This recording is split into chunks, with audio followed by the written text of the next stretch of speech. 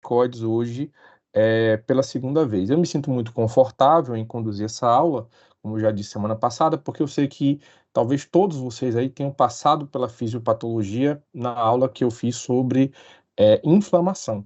Então, a gente vê que boa parte da informação que a gente viu em inflamação e também as informações que nós vimos nos distúrbios da glândula suprarrenal, a gente acaba resgatando aqui. Então, a gente vai pontuar os principais aspectos do que a gente observou na aula passada. Então, eu vou fazer aula expositiva em qualquer momento. Se você quiser interagir, pode ligar o microfone sem problema. E ao final eu faço a chamada e libero vocês, tá? Ok.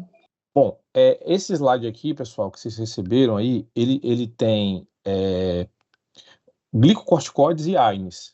Quem conduziu a aula formal para vocês sobre AINES foi o professor Leâncio, mas fica aí também, né, a forma que eu organizei os AINES, né, vocês deem uma olhada, lógico que slide não serve para a gente estudar, mas serve para um direcionamento, tá? A outra coisa é o seguinte, sobre, né, os glicocorticoides, a gente vai focar hoje na corticoterapia. A gente vai lembrar o seguinte: na suprarrenal, a gente tem uma intensa atividade endócrina. A gente tem, digamos, o glicocorticoide principal que é secretado nessa região, né, nessa glândula, é o cortisol. A gente tem um mineralocorticoide, que é a aldosterona, e nós temos hormônios sexuais, né, andrógenos e estrógenos, que a gente sabe que essa atividade de esteroide, né, de secreção de esteroide da glândula suprarrenal, ela é essencialmente importante para a mulher, já que o homem tem as gônadas, né, que tem uma secreção muito maior ali de hormônios andrógenos. Bom, aí nós temos uma imagem, né, um corte histológico da suprarrenal. A gente vai ter, digamos assim, zonas, né? Então, a zona mais superior, né, da glândula suprarrenal, a gente chama de glomerulosa, que secreta o mineralocorticoide, que eu acabei de dizer atrás, né, que é a aldosterona. A gente tem aqui a área fasciculata, que secreta exatamente o cortisol, principalmente o cortisol. E nós temos a área reticulares, né, que secreta os hormônios sexuais. Mais adentro, a gente tem essa região mais escura, né, que é a medula, e ela secreta aí primordialmente, né, catecolaminas, adrenalina e noradrenalina. Essa cor mais escurecida, né, é porque aí nós temos uma presença massiva das chamadas células cromafins, né, cromo, de cor, de coloração, e o próprio aspecto, né, das catecolaminas, né, a sua estrutura já remete a uma coloração mais escurecida, por isso você acaba tendo esse perfil aí um pouco mais escuro do que as outras regiões. Bom, então nós também sabemos que nós temos o eixo hipotálamo, pituitário, adrenal, que estão associados ao controle da liberação de cortisol, né, lá na periferia. Então nós temos o hipotálamo, nós temos alguns estímulos que podem aumentar a atividade hipotalâmica no sentido de liberar o CRF, que é o fator liberador de corticotrofina.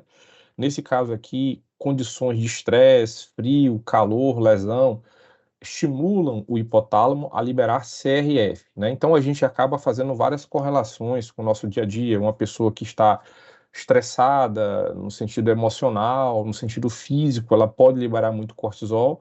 Isso aí vai atuar, isso aí pode, na verdade, atuar no hipotálamo nesses sinais e eventualmente você inicia o processo que mais tarde vai liberar cortisol. O opioide, né, os opioides endógenos e os próprios medicamentos tendem a diminuir a atividade do hipotálamo e, portanto, reduzir a liberação de CRF. Pessoal, nós temos uma aula chamada Farmacologia da Dor. A aula vai ser conduzida por mim e eu vou explicar melhor como os opioides agem. Agora, vocês precisam saber que os receptores de opioides são receptores acoplados à proteína GI, que é um tipo de receptor, vocês sabem que é inibitório. Então, nos neurônios, os opioides eles acabam atuando como agentes que fazem hiperpolarização, né, que diminuem a atividade metabólica dos neurônios. Então, você acaba diminuindo o CRF com a ação dos opioides aqui no hipotálamo, tá? O CRF, né, por conseguinte, age sobre a porção anterior da hipófise, que é a adenohipófise, fazendo com que haja a liberação do ACTH, o hormônio adrenocorticotrófico, tá? Então, esse hormônio aqui, ele é o hormônio que faz você liberar o próprio cortisol. Então, ele vai agir ali na zona média da glândula suprarrenal e, consequentemente, você vai ter a liberação de cortisol, tá? Uma coisa importante a ser pontuada, na verdade, é algo que eu tenho certeza que já está aí no conhecimento de vocês, que esse cortisol, uma vez aumentado no plasma sanguíneo, você vai fazer a inibição do eixo, você vai inibir o hipotálamo e também vai inibir a hipófise, tá? Então, você tem aí as principais informações vinculadas a esse contexto. Nós temos algumas outras circunstâncias metabólicas a serem consideradas adiante. Então, nós vimos um eixo que regula a secreção de cortisol, né? Pode aumentar ou diminuir, né? O aumento da liberação de cortisol vai diminuir a sua própria liberação, no final das contas. A gente sabe também que a secreção de cortisol obedece à lógica do ciclo circadiano, e aí a gente vai ter, por exemplo, o cortisol, né, aumentando muito a sua secreção a partir das 8 horas da manhã. Tanto a CTH, você vê que é diretamente proporcional, você tem mais a CTH, você vai ter mais cortisol, e eventualmente ao longo do dia, né, até a noite, você acaba diminuindo bastante essa secreção. Vocês vão ver aqui que depois das 14 horas, né, lá para o final da tarde, você acaba tendo uma redução significativa de cortisol circulante, né? Então a gente até já conversou um pouco sobre isso. Isso é importante porque o cortisol no sistema nervoso central tem um papel de estimular, né? O excesso dele pode provocar irritabilidade, né? Até alguns transtornos do comportamento, e isso está associado também com a exacerbação de sinais e sintomas infecciosos em condições de dor. Então, por exemplo, vocês futuramente serão médicos. E aí, cada médico tem o seu perfil de relação com os pacientes. Tem médico que dá o telefone ao paciente, o WhatsApp, para ele entrar em contato a qualquer momento. Os odontólogos geralmente costumam ser mais acessíveis, porque, por exemplo, você vai lá e faz um procedimento ali odontológico no paciente. O paciente começou a ter muita dor, né, num determinado momento, né? Então, de certa forma, entende-se que aquilo ali é um problema seu, né? Então, você poderia orientar esse paciente, o que ele poderia fazer, ou até mesmo fazer algum procedimento de emergência. Em algumas situações, muitos cirurgiões também dão o telefone, o WhatsApp, né, e ficam ali de prontidão vendo se o paciente ele vai ter alguma intercorrência. Mas é fato que quando cai a noite, no final da tarde, as dores tendem a se exacerbar, né? E os sinais e sintomas da inflamação também. Então, a gente vai ver uma condição que é inflamatória, de cunho alérgico, que é a asma, e a gente já estudou isso aí também, fisiopatologia, que tende a exacerbar mais à noite, primeiras horas da manhã. Então, esse é um raciocínio clínico muito plausível de vocês utilizarem, né? Então, final da tarde, noite, nós exacerbamos sinais e sintomas vinculados à inflamação, infecções, né, que estão correlacionados, e também a dor por conta da queda do cortisol. Essa aula eu organizei com algumas perguntas, né? Houve uma desconfiguração, está faltando alguns acentos aí, mas o importante é a gente observar. Então, eu gostaria que vocês colocassem aí como interação no chat, né? Qual dessas aqui é incorreta? A, B, C, D ou E? Coloquem no chat aí, por favor.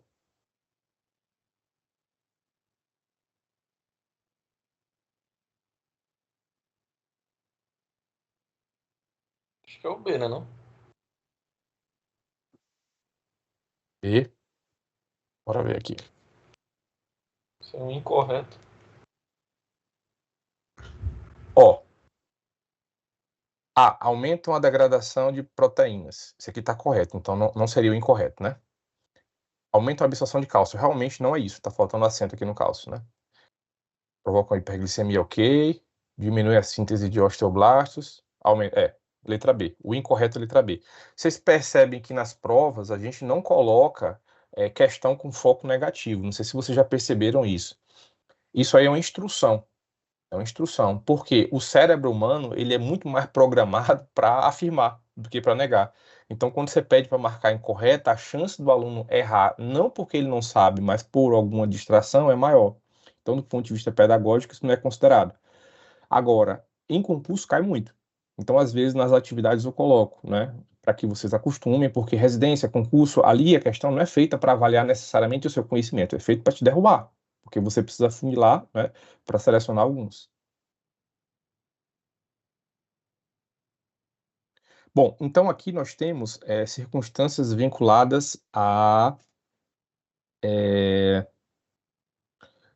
interferência dos glicocorticoides no metabolismo dos nutrientes. Então aqui a gente vai ter proteínas, carboidratos, lipídios, o sódio e o cálcio. Então, primeiro, proteínas. A gente já sabe, vocês já viram até na questão anterior.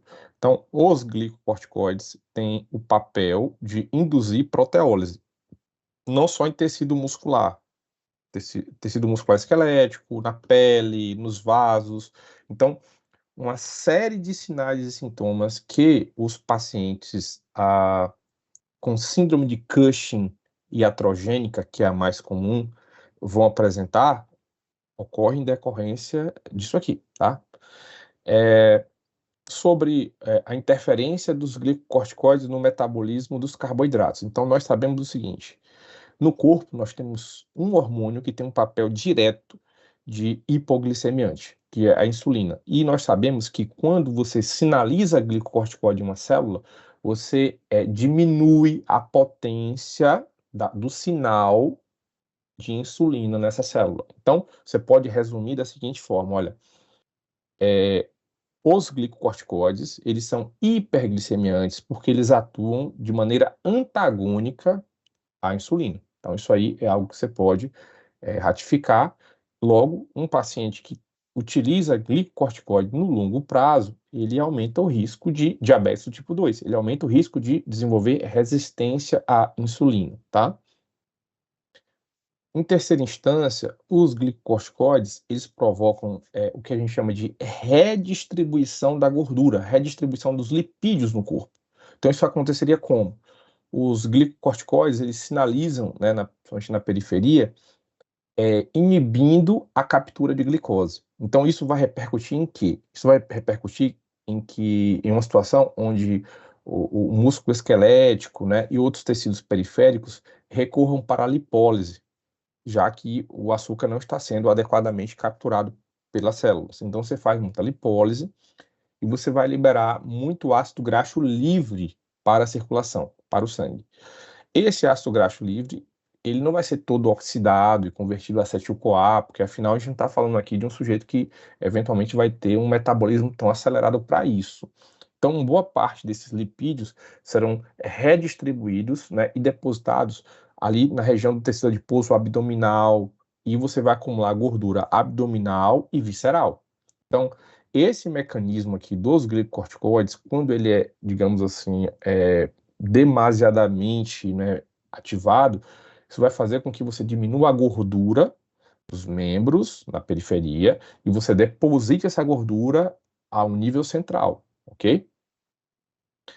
Quanto ao metabolismo do sódio, né, o que acontece? Você, quando tem um excesso de cortisol, primeiro você satura, né, uma enzima responsável por inativá-lo, certo? Então, o cortisol acaba ocupando, por excesso, receptores de aldosterona. Então, veja, é, evidentemente a aldosterona tem muito mais especificidade, muito mais afinidade pelo seu receptor, mas quando você inunda o corpo de cortisol e ele não é adequadamente inativado, porque há uma saturação nos mecanismos ali de inativação, de metabolismo do mesmo, você acaba tendo o efeito chamado mineralocorticoide. Então, esse efeito mineralocorticoide acaba imitando, né, a atividade da aldosterona, aumentando a reabsorção de sódio e logo você reabsorve água. Então, se você aumenta volume plasmático, você vai aumentar Frank Starling, você aumenta volume sistólico e o débito cardíaco sobe. Então, isso aí é um mecanismo muito bem definido como potencialmente elevador de pressão arterial. Então, sim, um sujeito que utiliza corticoide no longo prazo tende a ter alteração da pressão para cima, tá? Metabolismo do cálcio. Eu costumo dizer que em alguns pontos, né, o glicocorticoide ele tem um efeito contrário à vitamina D, principalmente no intestino e nos rins. No intestino, os glicocorticoides, eles vão agir nas células, vocês já sabem, o mecanismo a gente vai rever aqui, mas é um mecanismo, não é só genômico, mas é principalmente genômico, onde você vai diminuir a a expressão de transportadores de cálcio. A gente sabe que o cálcio é uma molécula que é hidrossolúvel, então ele não faz difusão passiva pela membrana, ele precisa de transportadores, de captadores. Então, se você diminuir a quantidade de captadores de cálcio no intestino, evidentemente você vai absorver menos. Esse é o primeiro problema. O segundo problema, quando você vai filtrar o sangue, o cálcio é filtrado, ele passa em grande medida ali para o filtrado glomerular.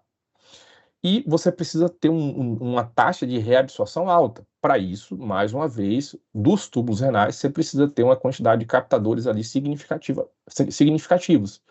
No entanto, os glicocorticoides diminuem, né, a quantidade de captadores de cálcio ali nos túbulos renais e você acaba urinando mais cálcio. O glicocorticoide também mexe ali nos ossos, aumentando a atividade dos osteoclastos. Então, isso vai fazer mais reabsorção óssea, você vai quebrar aquele complexo que a gente chama de hidroxiapatita. E aí você vai quebrar cálcio, jogar para a corrente sanguínea e, consequentemente, isso vai remeter à desmineralização óssea. Então, o sujeito incorre em redução da densidade óssea ao longo do tempo e, lógico, aumenta aí a chance de desenvolvimento de osteoporose, né, no longo prazo. Bom, são os principais efeitos sobre os macronutrientes. A gente volta a outras reações adversas adiante aí, tá? Aqui nós temos o mecanismo, né, de ação. Eu até lembro na aula que alguém me perguntou, professor, então, assim, todos os efeitos dos glicocorticoides são mediados pela lipocortina 1? Não, os principais. Só que nós temos mecanismos alternativos. Por exemplo, o mecanismo geral, a gente repete para tudo quanto é hormônio esteroide que tem receptor citosólico. Então, esse receptor esteroide, ele é apolar, ele faz difusão passiva, ele liga no receptor do citosol, isso aí forma um dímero, esse dímero aí, ele migra para o núcleo. No núcleo, você tem ali proteínas do tipo heat shock, né? Você tem o que a gente chama de elementos responsivos, né, aos hormônios, e aí você tem interação entre esses elementos e esse dímero, e aí você vai ter a supressão ou indução, né, de determinados genes, né? Então você vai ter gene que vai ser suprimido e gene que vai ser aumentado. Por exemplo, você tem a indução do gene da lipocortina 1. E quando você aumenta a lipocortina 1 no corpo, você vai ter inibição do gene da fosfolipase A2. Quem é que lembra aí da cascata do ácido araquidônico? Você vai inibir esse gene e você também vai inibir o gene da COX-2. Então você acaba tocando em dois pontos da cascata do ácido araquidônico.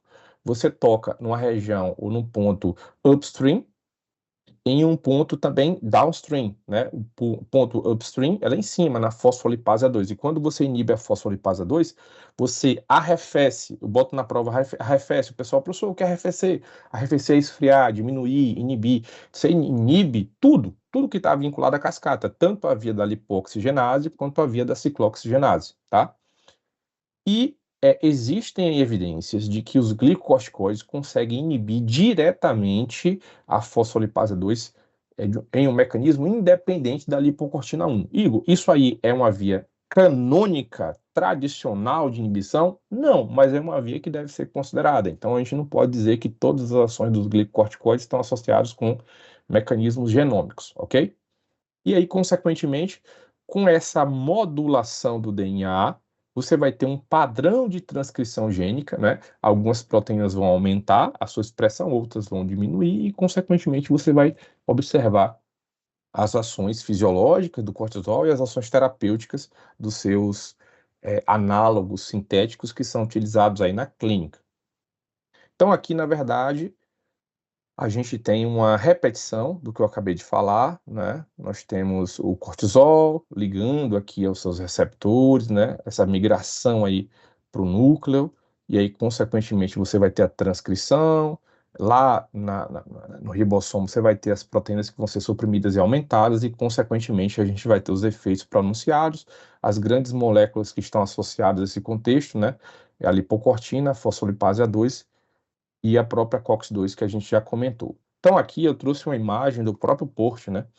Mostrando a cascata do ácido araquidônico. Então, a gente sabe que quando a gente tem uma lesão tecidual, você acaba aumentando a expressão dessa molécula aqui, chamada de fosfolipase A2. Essa fosfolipase A2, ela quebra o fosfolípido de membrana para formar o ácido araquidônico. Então, esse é um ponto da cascata que a gente chama de up, em cima, né? Upstream. E aí, consequentemente, quem é capaz de inibir essa cascata nesse nível aqui, ó? Medicamentos corticosteroides, o que a gente acabou de falar, pelo mecanismo que vocês já viram. Então, você diminui esse substrato aqui, ó, pessoal, porque eu tenho dois grupos de enzimas. Eu tenho as lipoxigenases e as ciclooxigenases. E, consequentemente, o ácido araquidônico, né, ele vai ser, de certa forma, servir como substrato desses dois grupos de enzimas. Esse grupo de enzima aqui que eu estou apontando para vocês é o grupo das lipoxigenases. As lipoxigenases, elas atuam sobre o ácido araquidônico, convertendo essas moléculas aqui, ó, os leucotrienos. Então, existem subtipos de leucotrienos. O que é que os leucotrienos fazem?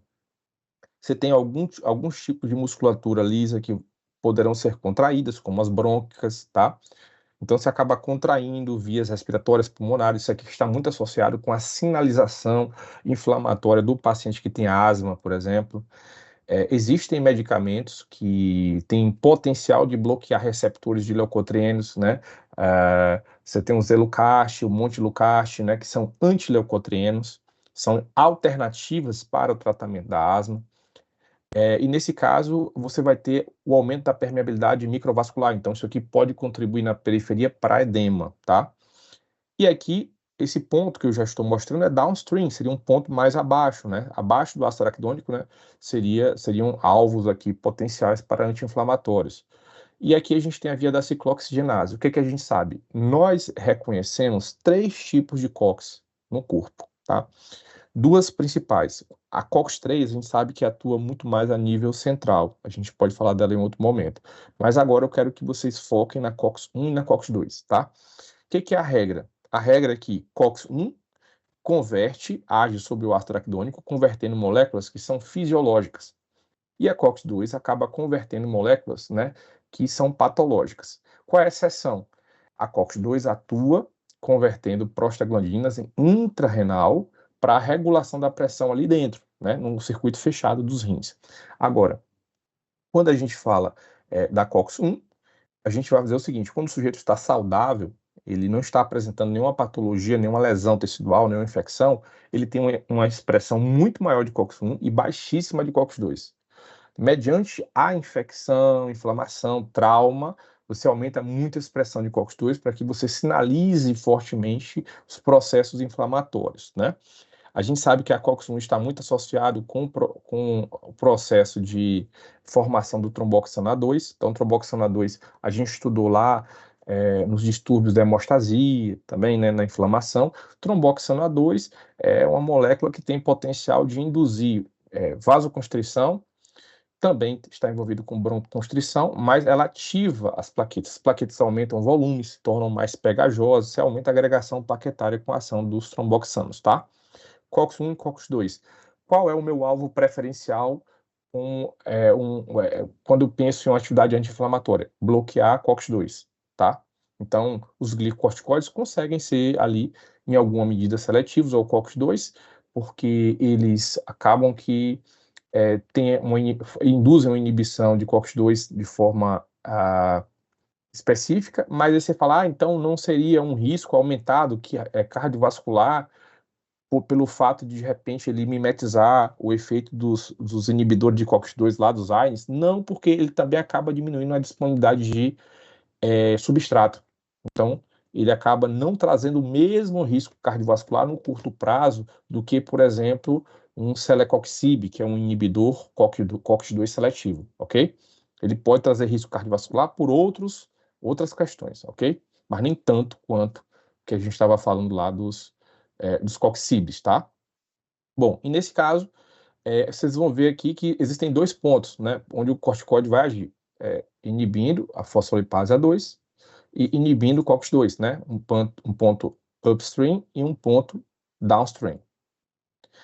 Lembrando que esse efeito, né, ele é panorâmico, é um efeito grande, né, então ele tem uma inibição nessas duas cascatas aqui. Então, aqui nós temos alguns mecanismos farmacológicos e fisiológicos que valem a pena ser mencionados. Então, quantas atividades anti-inflamatórias e imunossupressoras, né? Você tem redução da liberação de citocinas. Lembra lá, se a gente diminui, né, os leucotrienos, você diminui toda a sinalização imunológica. Então, você vai diminuir, por exemplo, liberação dos fatores estimuladores de colônia dos granulócitos. Então, você diminui aquele aumento de células brancas, você diminui a circulação, né, de fator de necrose tumoral gama, que é uma citocina importante, né? Outras interleucinas são inibidas. Você diminui a produção de eicosanoides, que são esses hormônios, se vocês não lembram, os eicosanoides são esses hormônios da cascata do ácido araquidônico que são produzidos, né, mediante esse processo que eu acabei de explicar. E, evidentemente, você diminui a produção de IgG, você diminui ali a atividade dos plasmócitos e você cai aí quanto à secreção de anticorpos. E você diminui os componentes do complemento, daquele sistema complemento vinculado ao sistema imunológico. Então, veja, você tem atividade imunossupressora e anti-inflamatória. Isso aqui pode ser bom para alguns pacientes, mas nem tanto para outros. Se o teu paciente tem uma inflamação pura, você quer que esse paciente fique imunossuprimido? Eventualmente não. Mas, infelizmente, você pode ter isso aí como efeito colateral. Por outro lado, um paciente transplantado, você precisa exatamente desses mecanismos dos corticosteroides. No entanto, essa imunossupressão pode passar do ponto de tornar esse paciente muito mais suscetível a infecções oportunistas, tá? Bom, então, você tem algumas ações, né, sobre eventos celulares que podem ser pontuadas aqui. Você vai ter, por exemplo, quando tem uma inflamação aguda, você diminui a inflamação, a presença de leucócitos, que a gente viu que são moléculas ali bem presentes, né, nessa fase. Quando se trata das inflamações crônicas, você diminui a atividade daquelas células grandes, mononucleares, né, diminuição da presença de linfócitos na região ali afetada. Então, isso aí acaba trazendo grandes vantagens nessa recuperação, tá?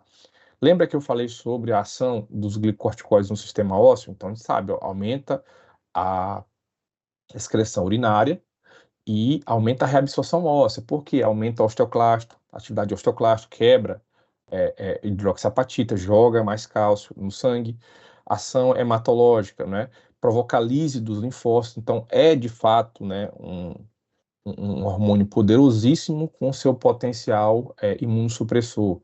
Ação anti-inflamatória, você vai inibir fluxo de polimorfonucleares. Ação anti-alérgica. Então, pessoal, vocês lembram lá do papel, por exemplo, dos mastócitos, né, quando eles são ativados, né, em processos alérgicos, por exemplo, inflamatórios, e eles liberam grânulos, esses grânulos contêm histamina. Então, isso aí é bloqueado, esse processo é bloqueado, né, quanto à sua sinalização, em parte pelos glicocorticoides. E acaba que você tem uma ação secretória, você tem um aumento da secreção de ácido clorídrico e pepsinogênio com efeito dos glicocorticoides. Isso foi verificado aí em alguns estudos, tá? Então, quando surgiram os glicocorticoides? Então, em torno de 1949, né? Então, o primeiro glicocorticoide a ser utilizado foi a cortisona, né? Que é um profármaco, então imita o cortisol, mas ele tem uma meia-vida maior, e aí, consequentemente, houve a possibilidade de tratar artrite reumatoide, que é uma doença autoimune, se desenvolve anticorpos contra estruturas articulares, e aí, consequentemente, você tem como modular sinais e sintomas com esse tipo de medicamento.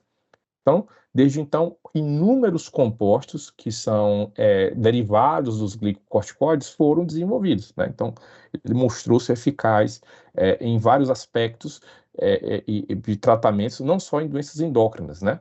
Então, aqui, uma imagem que eu até já explanei com vocês, essa imagem lá, quando a gente falou sobre a fisiopatologia da glândula suprarrenal, que a gente tem o cortisol, a cortisona, né? Esse aqui é o nosso hormônio fisiológico.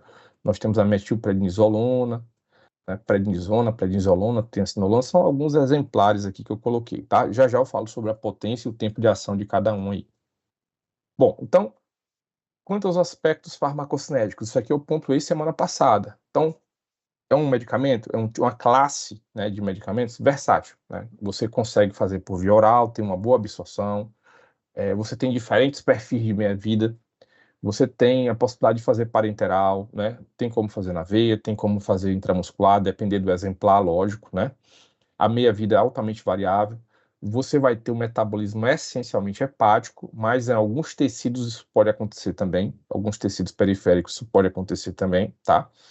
E o que é que todo glicocorticoide ele tem em comum? É um mecanismo de ação. A habilidade de ligar no seu receptor, modular ali, né, a ação, né, a atividade do DNA, e você vai suprimir algumas proteínas e estimular a síntese de outras. Então isso aí é algo que se repete muito. Eu já falei também sobre isso semana passada. O que é que eu disse? Olha, quando se trata de AINES, é difícil você falar sobre uma hierarquia. Quem é mais potente, quem é menos potente, quanto aos AINES, tá? Tem gente que fica teimando nisso aí, a nimesulida é mais potente que cetoprofeno. Na verdade, isso é difícil de você afirmar. Agora, quando se trata de glicocorticoide, existe sim uma hierarquia. E essa hierarquia está associada ao tempo de meia-vida. Olha só, quanto mais tempo um glicocorticoide ele permanece sem ser inativado no seu corpo, mais potente será a sua atividade anti-inflamatória e imunossupressora. Então tá aqui, ó. Potência anti-inflamatória. Se a gente considera que o nosso corticoide natural tem potência 1, a gente vai olhar aqui os outros, ó. Cortisona. A cortisona é 0,8 de potência, tá? Você vê que o cortisol aqui, se ele for usado, ele é usado na dose de 20 miligramas inicialmente, né? A cortisona na dose de 25 miligramas. Aí você vai para prednisona. Você tem aqui prednisona, prednisolona, ó. Tem uma potência anti-inflamatória 4 vezes maior do que o cortisol, tá? Aí você sobe aqui para metilprednisolona e triancinolona, né? Aí você vai ter aqui a potência aí em torno de 5 vezes, tá? Então, se você sobe aqui para betametasona e dexametasona, você vai ver o seguinte, a potência é de 20 a 30 vezes a ação do cortisol, tá? Olha a dose que se utiliza, a dose equivalente, não estou dizendo que a dose você vai utilizar no dia a dia, mas a dose equivalente é o seguinte, 0,75 de betametasona vale 20 miligramas de cortisol. Isso aqui porque a betametasona e a dexametasona são muito mais resistentes à metabolização, à inativação e permanecem mais tempo, né, na corrente sanguínea. Então, a gente pode dividir os glicocorticoides quanto à potência anti-inflamatória da seguinte maneira: cortisol e cortisona, potência baixa. Cortisol, cortisona e hidrocortisona, potência baixa. De prednisona até triancinolona, potência média. Betametasona e dexametasona, potência alta. Na prática, por exemplo, se tem um paciente ali que tem uma doença autoimune, ele precisa tomar esse medicamento todos os dias, né, para fazer aquele controle. Paciente que tem, por exemplo, transplante, geralmente é utilizado um cortisol de potência média. Paciente asmático, geralmente é um glicocorticoide de potência média, tá? Esses dois aqui são muito potentes, né? Tem a minha vida grande, a gente pode ver isso aí melhor adiante, tá? Então tá aqui, ó. A meia vida, né, está associada Professor, com quando seria usado esses de alto? em situações, por exemplo, específicas. Você tem, por exemplo, você precisa fazer uma atividade mais incisiva, mais intensa, tem que fazer uma pulsoterapia, né? Você tem que subir rapidamente aquele efeito anti-inflamatório. Você pode usar ele de início. Você imagina que teu paciente chegou no hospital agora com um rompimento do ligamento. Então, você dá logo uma dexametasona para que você acelere o efeito, você tem uma potência maior de início, só que aí você faz a manutenção depois, por exemplo, com um corticoide de ação intermediária, entendeu? Então, seriam condições pontuais onde você precisaria de um efeito intenso de início. Bom, Obrigada. nada. E aí, evidentemente, todos esses glicocorticoides, pessoal, vão ter o potencial de produzir supressão do eixo, que a gente já comentou hoje, que é o eixo hipotálamo, pituitária, adrenal, tá? Então, aqui a gente tem uma relação do perfil farmacológico, ó, cortisol, prednisona, prednisolona, né? E o seu tempo de meia-vida. Veja só como casa direitinho aqueles que são baixa potência, média potência e alta potência com tempo de meia-vida biológico, ó. Dexametasona demora, né? Tem um tempo de meia-vida. O que é a meia-vida? Meia-vida plasmática, né? Seria algo como o tempo que um fármaco vai demorar para que a sua concentração chegue à metade, né, daquele pico que ele chegou na sua corrente sanguínea. Então, por exemplo, se você aplicou uma injeção de um determinado glicocorticoide, né, 100 miligramas, né, você tem ali circulante, quanto tempo demora para que essas 100 miligramas se transformem em 50 miligramas? Então, isso seria o tempo de meia-vida, e a gente sabe que isso remete a cálculo de posologia, né? E, consequentemente, aqui dentro a gente vê que a potência inflamatória, anti-inflamatória está associada a isso também, tá? Semana passada eu falei para vocês, galera. Professor, eu não Por entendi não. a diferença da meia-vida plasmática para biológica. Assim, eles têm relação direta, né? Acaba tendo uma relação direta. A meia-vida plasmática, a gente acaba colocando aqui como se fosse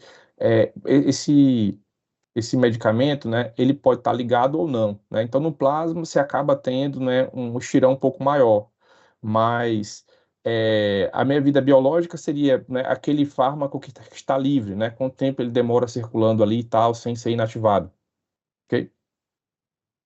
Entendi.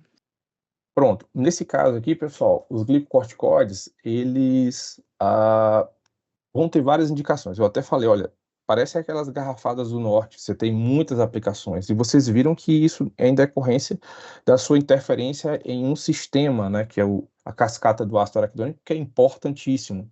Então, você tem os processos inflamatórios que podem ser arrefecidos, você pode utilizar como reposição hormonal. Algumas pessoas desenvolvem síndrome de Addison, né, síndromes vinculadas à deficiência de cortisol, uma pessoa que perde os rins, né, tem essa necessidade de reposição. Doenças respiratórias, muitas doenças respiratórias, né, estão associadas à necessidade de utilização dos glicocorticoides. Imunossupressão, tanto em doenças autoimunes quanto em condições de transplante, né? E tratamento oncológico. Alguns cânceres remetem aí essa questão, tá? Algumas indicações de administração imediata, né? Então, tem uma condição chamada de hipertermia maligna, tá? Que responde bem aos glicocorticoides, né? Prevenção da síndrome do desconforto respiratório. Em algumas situações, se estiver em fisiopatologia, né, a síndrome da membrana hialina, né, a síndrome do desconforto respiratório no bebê, vocês viram que uma das principais etiologias de uma criança nascer ali com dificuldade, né, de ação, de utilização do seu próprio surfactante, é a deficiência materna de cortisol. Então, essa criança, quando nasce, ela deve ser tratada, além de ser reposto ali o próprio surfactante, né, a aplicação de cortisol faz com que haja um amadurecimento dos pneumócitos do tipo 2. Então, você acaba tendo uma aplicação nesse caso aí. Nós temos traumatismo crânioencefálico, você pode diminuir o edema cerebral com esse contexto aí. Tumores cerebrais, né, após neurocirurgias, e a própria meningite pode ter como uma base de utilização os glicocorticoides, tá? A nossa disciplina é uma farmacologia básica, você precisa entender os conceitos, você precisa entender os mecanismos, as reações adversas e os raciocínios clínicos que advêm em cima disso aí. Então, doses, vocês vão pegar muito mais quando vocês estiverem lá mais para o internato, tá? Que é decorar 5, 10. Hoje em dia você tem até sistemas em hospitais que já te dão ali as opções para que você, eventualmente, por confundir uma dose, possa intoxicar um paciente ou trazer uma condição subclínica. Mas uma dose baixa de prednisona, por exemplo, poderia estar vinculada entre 5 e 15 miligramas, né? E aí você teria aí, por exemplo, a sua utilização como adjuvante em processos infecciosos ou inflamatórios, né? O uso intermediário seria adjuvante em processos também mais avançados, e o uso prolongado estaria associado com reposição hormonal, né? E alguns processos crônicos onde você não consegue extinguir ali a etiologia.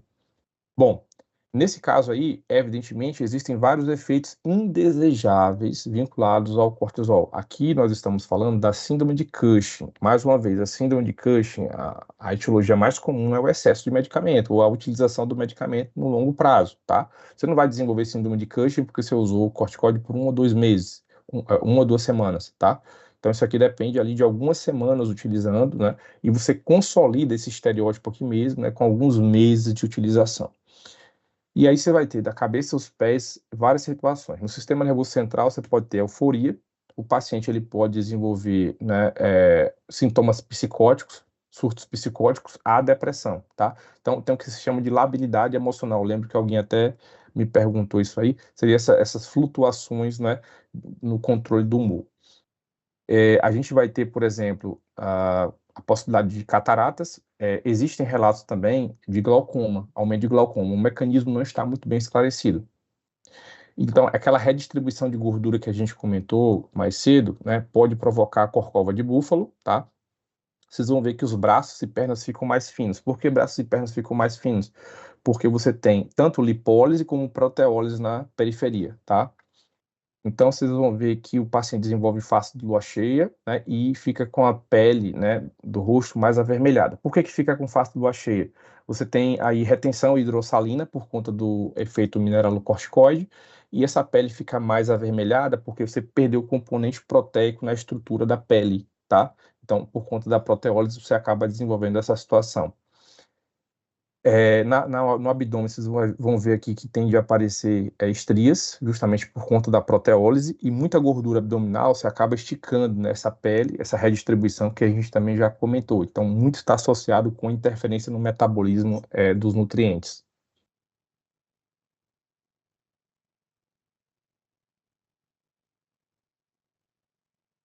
Bom, nesse caso aí, existe a chance do paciente desenvolver necrose avascular da cabeça do fêmur. Isso aqui é grave. Quando o paciente desenvolve essa situação, ele passa a ter muitas dores. Você tem dificuldade, por exemplo, de mobilizar a cabeça do fêmur lá no acetábulo, né, no quadril, e, consequentemente, o paciente tende a desenvolver aí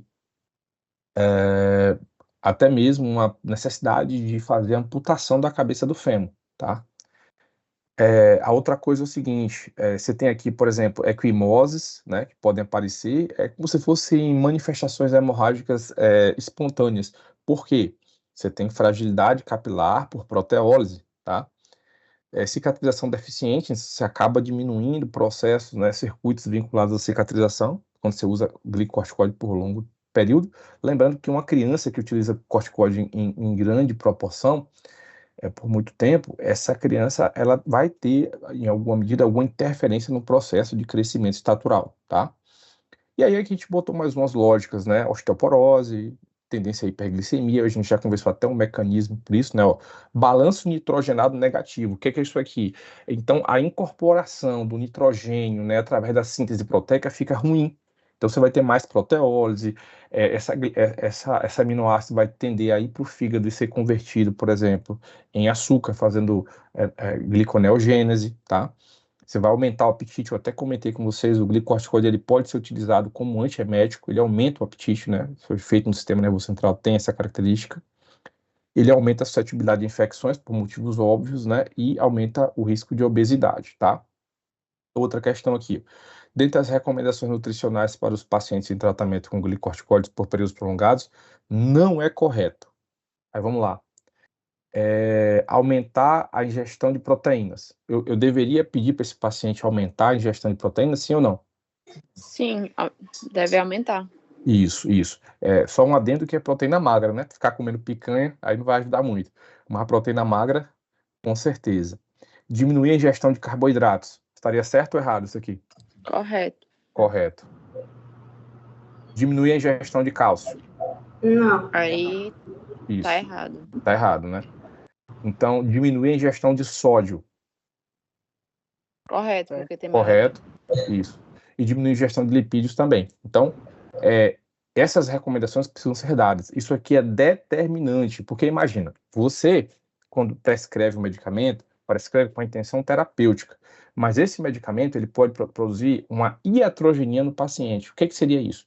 Seria uma condição onde o paciente desenvolveria um problema por conta da sua intervenção. Então, para que ele não desenvolva, né, essas alterações na composição corpórea e até mesmo, né, precipite uma doença crônica não transmissível, você precisa fazer esse tipo de recomendação nutricional também. Por isso que hoje em dia a gente sabe que a equipe multiprofissional é importante, mas nem sempre você vai ter esse acesso, essa possibilidade. Por exemplo, se mais tarde você está trabalhando em um posto de saúde, você está atendendo uma população carente, você não tem a figura do NASF, que é aquele núcleo de apoio à saúde da família, então ali junto aos pacientes. Então, meus amigos, você vai ter que ter algum conhecimento de bioquímica, de nutrição, não para você invadir a área do nutricionista, mas para você fazer algumas recomendações dentro de uma situação limite ali. Ah, tem nutricionista, meu irmão? Então deixa, porque o nutricionista ele cuida de estudar sobre nutrição. 4 anos eles vão saber mais do que a gente. Mas na situação onde o paciente não tem acesso, vai ser você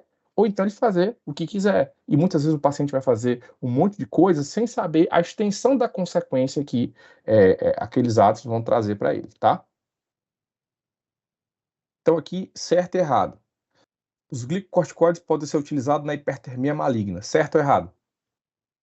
Correto. Correto. Os glicocorticoides possuem baixa lipossolubilidade e exercem seu mecanismo de ação através da ligação aos receptores ionotrópicos, certo ou errado? Errado, porque ele Errado. advém do colesterol. Justamente. No tratamento prolongado com prednisona, não há necessidade de utilização de esquema de desmame, certo ou errado? Errado. Errado. Todo glicocorticoide suprime o eixo, né? A hidrocortisona aumenta a excreção de água e sódio. Errado. Errado. Os glicocorticoides, em geral, eles tendem a produzir, se Aumentar for a produzir, reabsorção. isso. Se ele for interferir nesse circuito, vai ser para aumentar a reabsorção. Exatamente. A utilização de glicocorticoides em diabéticos pode dificultar o controle da glicemia. Correto, porque é hiperglicemiante. Isso mesmo. A dexametasona tem como reação adversa a broncoconstrição. Errado, porque Errado. ele vai inibir a ultravoxana, que tem ação de broncoconstrição. Perfeito. Os corticosteroides aumentam a expressão gênica da lipocortina 1. Correto? Correto. Os anti-inflamatórios esteroidais inibem a enzima fosfolipase A2. Correto. Correto. Isso aí. Bom, então, quando um glicocorticoide ele vai ser suspenso, isso precisa ser programado através de um desmame. Então, olha só, o que acontece se eu estiver usando, sei lá, 40 miligramas de prednisona por 1 ano no paciente, ele retira de uma vez. Você pode ter uma insuficiência da suprarrenal aguda. Então, isso aqui pode provocar hipotensão, desidratação, fraqueza, vômito, confusão mental, hipertermia, taquicardia, hipoglicemia, tá? Então, essa suspensão precisa ser planejada, tá? Aqui nós temos como se fosse um esquema.